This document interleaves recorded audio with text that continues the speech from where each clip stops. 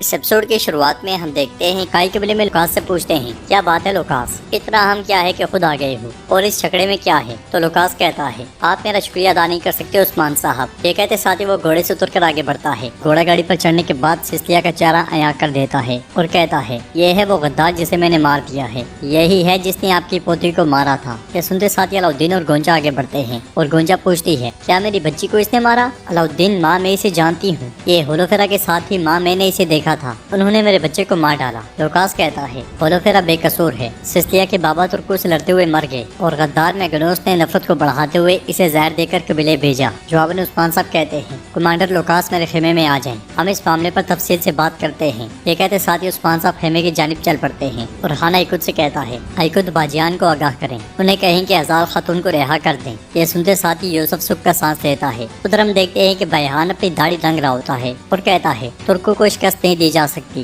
ان کی طاقت کبھی ختم نہیں کی جا سکتی۔ پھر تلوار میں خود کو دیکھتے ہوئے کہتا ہے اب میں اچھا لگ رہا ہوں، میں ابھی جوان ہوں، سفید بال مجھ پہ نہیں جچتے۔ پھر ایک ڈبے میں سے ہار نکالتے ہوئے کہتا ہے میں نے اس کے بدلے سونے کے 5 سکے دیے، لیکن اچھا ہے کہ میں نے پہلے خرید لیا، میں نے منافع کمایا، اس لیے میں سروجا خیمے میں داخل ہوتا ہے۔ بیحان مزید کہتا ہے ہزار خاتون کی قسمت معلوم نہیں، تو نئی دلہن کو مجھے منہ دکھائی میں کچھ تو دینا پڑے گا۔ مگر سروجا کو دیکھتے ساتھ ہی ڈبہ ایک دم سے سیدھا کر دیتا ہے۔ ماحول دیکھتے ہوئے سروجا کہتا ہے بابا یہ آپ کے لیے خوش قسمتی لائے، آپ کی خاتون موت کے منہ میں جا رہی ہے، لیکن آپ شادی کی تیاریاں کر رہے ہیں، واضح ہے۔ تو بیحان کہتا ہے فضول باتیں مت کرو، کون سی شادی؟ جب تمہاری ماں کی بے گناہی ثابت ہو جائے گی وہ میرے پاس آ جائے گی، میں چاہتا ہوں کہ وہ مجھے اچھی حالت میں دیکھے، میں کوشش کر رہا ہوں کہ وہ مجھے صحت مند اور مضبوط دیکھے۔ اس پر سروجا کہتا ہے بابا اگر آپ کو واقعی میری ماں کی پرواہ ہے تو آپ نے ہمیں بھاگنے سے کیوں روکا؟ یا تو آپ کے ذہن میں کوئی منصوبہ ہے یا کوئی اور خاتون؟ بیحان کھڑے ہوتے ہوئے کہتا ہے میں کیا منصوبہ بنا سکتا ہوں؟ کیا ہم عثمان صاحب کے انصاف کے خلاف جاتے؟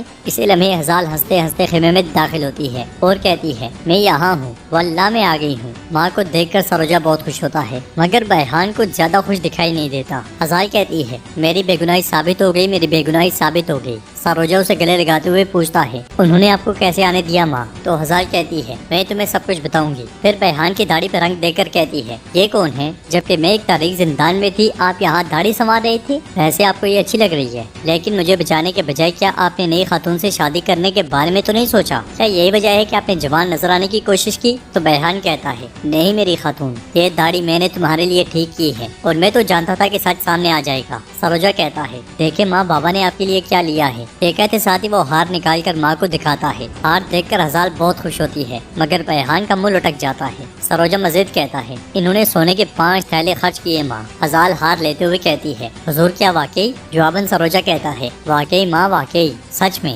انہوں نے کہا کہ تمہاری ماں اس کے قابل ہے، وہ ہر چیز کی مستحق ہے، انہوں نے کہا۔ یہ سن کر ہزال غمگین ہوتے ہوئے کہتی ہے میرے حضور میرے سردار آپ جانتے تھے؟ ہاں آپ کو معلوم تھا۔ یہ کہتے ساتھ وہ بیحان کے گلے لگ جاتی ہے اور بیحان غصے میں سروجا کی جانب دیکھتے ہوئے کہتا ہے میری خاتون میں جانتا تھا۔ ہزال سروجا کو ہار پہنانے کا کہتی ہے تو سروجا کہتا ہے بابا آپ نے واقعی خوبصورت ہار کا انتخاب کیا، تو اب آپ ہی پہنائیں۔ یہ سنتے ساتھ ہی دوسری شادی کا خواب دیکھنے والا بیحان ہار اسے پہنا دیتا ہے اور ہزال بہت خوش ہوتی ہے۔ ادھر عثمان صاحب لوکاس سے کہتے ہیں پہلے مقدس امانتوں کی چوری، پھر وہ صفاق سے اس لیے ہمارے ساتھ ہماری میز پر بیٹھی بیگم خاتون کی زیر قیادت کرادین قلعے میں جو کچھ ہوا، ان تمام کے پیچھے تم کہہ رہے ہو کہ صرف میگنوس کا ہاتھ تھا؟ تو لوکاس کہتا ہے میں یہی کہہ رہا ہوں، میگنوس ایک بدماش ہے، یہ ایک فرقے کا رکن تھا جس نے سلطنت کے گہرے حصے میں درندازی کی تھی، غدار ہر جگہ ہے عثمان صاحب۔ یہ سن کر عثمان صاحب کہتے ہیں اگر تم اس لڑکی کو مردہ کے بجائے زندہ لاتے، اگر تم کہتے کہ اسے لے جاؤ، اس سے سوال کرو، پھر میں تم پر یقین کر لیتا۔ جواباً لوکاس کہتا ہے بدقسمتی سے جب مجھے احساس ہوا اور میں نے اس سے پوچھا تو اس نے مجھ پر حملہ کرنے کی کوشش کی اور مجبوراً مجھے اسے مارنا پڑا۔ میں آپ کو یقین دلاتا ہوں میں ایسے گندے کھیل نہیں کھیلتا، میں اپنے دشمن کی آنکھوں میں دیکھتا ہوں، اسی لیے میں نے تلوار اس کے دل میں ٹھونس دی،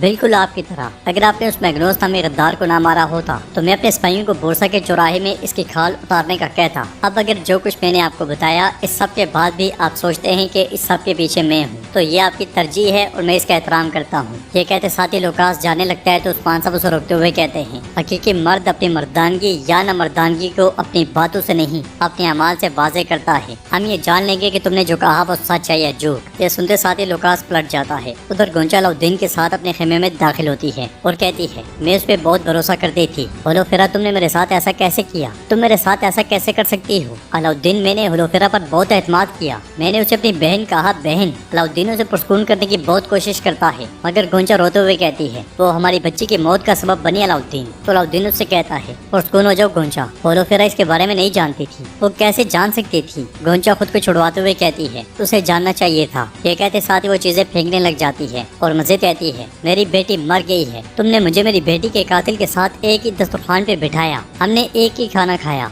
देखो मेरी बेटी नहीं है। अलाउद्दीन फिर से उसे पुरस्कून करते हुए कहता है, वो तुमसे मोहब्बत करती थी, तुम उससे मोहब्बत करती थी, तुम्हारे अच्छे ताल्लुकात थे गोंचा। मगर गोंचा कहती है, खत्म हो गए, खत्म अलाउद्दीन, खत्म, दोस्ती खत्म। वो मेरी बेटी की मौत का सबब बनी। अलाउद्दीन भी उसके सामने बिल्कुल बेबस हो जाता है। दूसरी तरफ उस्मान साहब अपने घर वालों और सदरान के साथ मौजूद होते हैं। वो भाई सुंगुर से कहते हैं, तो तुम कह रहे हो कि वो हमारी तिजारत को खत्म करने और रियासत की ताकत को कमजोर करने के लिए लुकास के साथ तावन कर रहा है? जवाबन भाई सुंगुर कहता है, हुजूर ये सच है। ये सुनते साथ ही उस्मान साहब आगे बढ़ते हुए कहते हैं, करासे साहब, यानी आप हमारे पीछे घटिया मामलात कर रहे हैं? हाँ। बाला खातून कहती है, हुजूर ये दूसरी बार है। मुकद्दस अमानतों के हवाले से हमने जिस तरह उसके दुम पे पाँव रखा। फिर उरहान कहता है, उसका हसद अच्छे से आश्कार हो गया है। जरगुतई कहता है, आज हमें तिजारत के जरिए गिराया जा रहा है, कल किसी दूसरे महाज से गिराएंगे। आप करासे सुकून से नहीं बैठेगा। यह सुनकर उस्मान साहब कहते हैं, सदरान आप क्या कहते हैं? तो गेंजर पे कहते हैं, मैं कहता हूँ कि कल के बारे में कल सोचें, अभी हम पुल के मसले के बारे में क्या करेंगे, हमें इस पे बात करनी चाहिए।